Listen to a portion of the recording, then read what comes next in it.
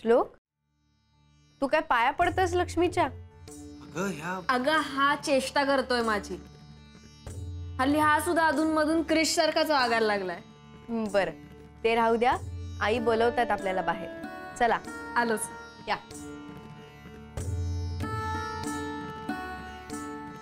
बघितलं, आत्ताही तुम्हीच सावरून घेतलं मला. देवी, मी तुम्हा दोघांशी फार उर्मटपणे वागलो. माझं खरंच चुकलं आणि हे सगळं माझ्या लक्षात आलंय. मला नमस्कार करू दे. श्लोक, हे बघ, तू जे काही वागलायस तो रचनेचाच एक भाग होता.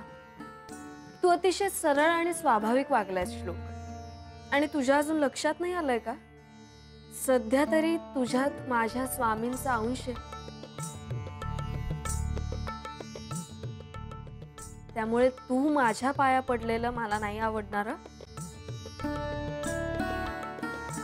माफ करा देवी, पण हे सगळं मला फार उशिरा कळलं की क्रिश साक्षात विष्णू आहे आणि तुम्ही लक्ष्मी देवी. बरं बरं, ते सगळं राहू दे.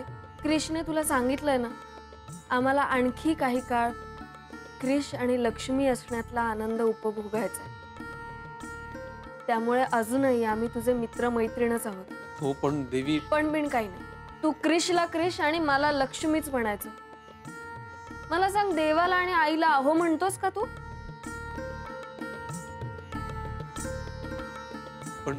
पण देवी, असं म्हणायला संकोच वाटतो. ठीक आहे, एवढी साधी गोष्ट मागितली होती, पण ती सुद्धा जातो आम्ही. नाही नाही, असं रागू नका. मी ठीक आहे, मी इथून पुढे देवांना क्रिश म्हणेन आणि तुम्हालाही लक्ष्मी.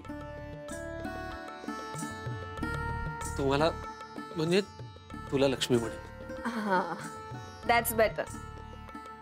आपली मैत्री अशीच निखळ राहू दे. हो.